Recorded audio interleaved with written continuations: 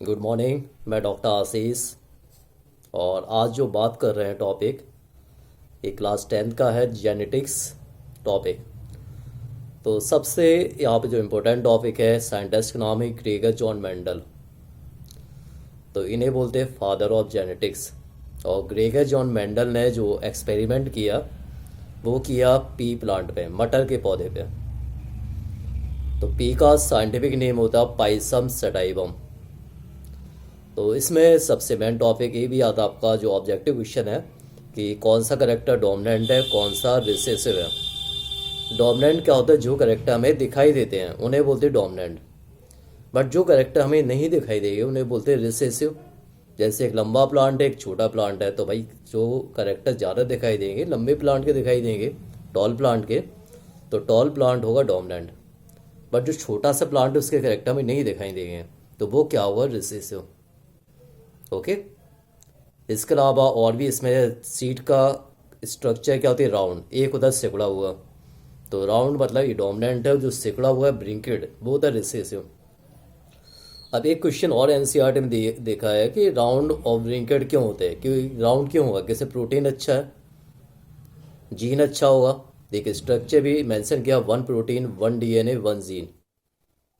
तो जब protein DNA gene अच्छा होगा तो वो करेक्टर ज़्यादा डोमिनेंट होगा, और जिसमें प्रोटीन और डीएनए जीन कम होगा तो वो करेक्टर रिसेसिव होगा, तो इसे ये ज़्यादा अपीयर नहीं होगा। तो मेंडल ने जो एक्सपेरिमेंट किया, 7 pair of contrasting trait, trait identify करता करेक्टर को। और मेंडल का जो एक्सपेरिमेंट था, law of dominance, law of segregation और law of independent assortment. Law of dominance and law of segregation दोनों को कंबाइंड फॉर्म में बोलते हैं मोनो हाइब्रिड क्रॉस। और लॉ ऑफ इंडिपेंडेंट असॉर्टमेंट इसे बोलते हैं dihybrid cross. Monohybrid cross में 2 रेशियो आते हैं, genotype and phenotype. Genotype ratio क्या होता है? 1:2:1। और फिनोटाइप रेशियो क्या होगा? 3:1। ये मेंडल का मोनो हाइब्रिड क्रॉस है। अब क्वेश्चन ये भी ध्यान रखिए, बोला प्योर टॉल मतलब capital T, pure dwarf small T. यदि क्वेश्चन बोल दिया टॉल एंड डॉर्फ प्लांट, इन दोनों का क्रॉस करवाया, तो F2 जनरेशन में क्या रेशियो आएगा, या F2 जनरेशन प्योर टॉल या प्योर डॉर्फ का रेशियो क्या आएगा? तो भाई जब कैपिटल टी स्मॉल टी दोनों को इंटू किया, तो एक कैपिटल टी आया, एक स्मॉल टी आया, दोनों को इंटू किया, क्या बन गया? Capital T small T. और फिर इनका करवा दिए इसी के इंटू इसी में। तो जब दोनों के इंटू सेम करवाते हैं तो इसे बोलते हैं सेल्फ पॉलिनेशन। ओके।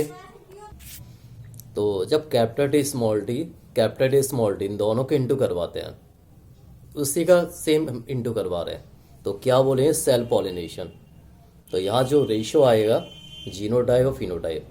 देखिए जीनोटाइप में हम एक एक करेक्टर को आइडेंटिफाई करेंगे, जैसे कैपिटल टी कितने हैं, जितने होंगे उन्हें काउंट कर लेंगे।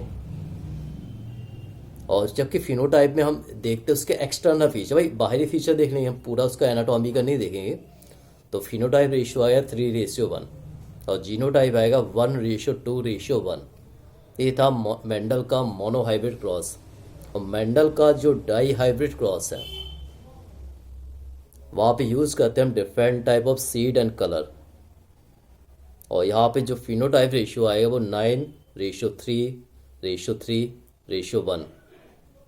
ये यहाँ पे मेंडल का डाई हाइब्रिड क्रॉस, ये ऐसे बोलते हैं हम लॉ ऑफ इंडिपेंडेंट असॉर्टमेंट। ध्यान रखिए डेफिनेशन क्या आ जाएगी? Man different type of trade combined of 10 क्या हुआ? हाइब्रिड।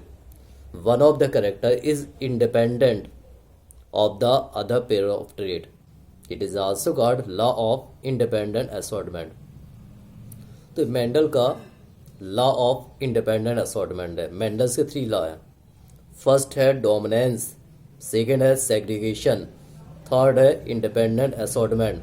डोमिनेंस एंड सेग्रीगेशन दोनों को कंबाइंड बोलते हैं मोनो हाइब्रिड, जबकि जो इंडिपेंडेंट असॉर्टमेंट है इसे बोलते हैं हम डाई हाइब्रिड। ध्यान रखिए डोमिनेंस, देखिए टॉपिक को हम बार बार रिपीट कीजिए, हम रिपीट करें तो टॉपिक हमें लर्न होगा, और यदि हम रिपीट ही नहीं करें तो कहाँ से लर्न हो जाएगा? तो यदि जो भी टॉपिक आपने एक बार स्टडी कर लिए, सेकेंड टाइम उससे रिपीट कीजिए। तो टाइम टू टाइम यदि आप रिपीट करते रहें तो वो टॉपिक आपको हमेशा याद रहेंगे, कोई भी हो। तो देख, पहला क्या है, लॉ ऑफ डोमिनेंस। सेकंड क्या है, लॉ ऑफ सेग्रीगेशन। थर्ड है law of independent assortment. Dominance और सेग्रीगेशन दोनों को कंबाइंड बोलते हैं मोनोहाइब्रिड, और सेग्रीगेशन इसे बोलते हैं हम लॉ ऑफ इंडिपेंडेंट असॉर्टमेंट। इसके अलावा होमोजाइगस जीन सेम है, हेट्रो मीन्स जीन डिफर है, कैपिटल टी स्मॉल टी, ये हेट्रोजाइगस कंडीशन होगी। तो यहाँ मेंडल्स के रूल ध्यान रखिए, इंपॉर्टेंट टॉपिक है। और अब लीजिए जो क्वेश्चन मुझे आज अपडेट करना था, ये है क्वेश्चन, इसको देखिए आप लोग। और एक क्वेश्चन यहाँ पे अपडेट किया, which one of the following trait of garden pea study bye Mendel was recessive. तो रिसेसिव जो करेक्टर हमें दिखाई नहीं दे रहा, तो यहाँ पे जो राइट आंसर आएगा वो आएगा ग्रीन सीड कलर। तो ये करेक्टर क्या होता है, रिसेसिव। और जो करेक्टर हमें दिखाई देते हैं उन्हें बोलते हैं हम डोमिनेंट। ओके। तो मेंडल ने जो यूज किए 7 pair of different type of trait. तो यहाँ मेंशन भी किया कौन सा कलर डोमिनेंट होगा, तो वहां पे आंसर आएगा येलो कलर, ये डोमिनेंट कलर है। और ये यहाँ पे इस टेबल को आप सभी लोग लर्न कीजिए, ये सीड है, फ्लावर है, पोड है एंड स्टेम है। तो सीड कलर भी यहाँ पे दिया कौन सा डोमिनेंट है, कौन सा रिसेसिव है। तो मेंडल ने यूज किया different type of 7 pair of contrasting trait. जैसे यहाँ पे लाइक द फ्लावर की पोजीशन यहाँ मेंशन की है, एक्साइल एंड टर्मिनल। तो एक्साइल क्या होता है, डोमिनेंट, और टर्मिनल क्या होता है, रिसेसिव। या साइज बोल सकते हैं टॉल एंड डॉर्फ, या लॉन्ग एंड शॉर्ट, या फ्लावर का कलर आप बोल सकते हैं यहाँ पे येलो एंड ग्रीन, या यहाँ मेंशन किया गया कलर के बेस पे फ्लावर कलर, तो वाइट एंड वायलेट। तो ध्यान रखिए जो पहले आ रहा वो डोमिनेंट है, जो बाद में आ रहा वो रिसेसिव है।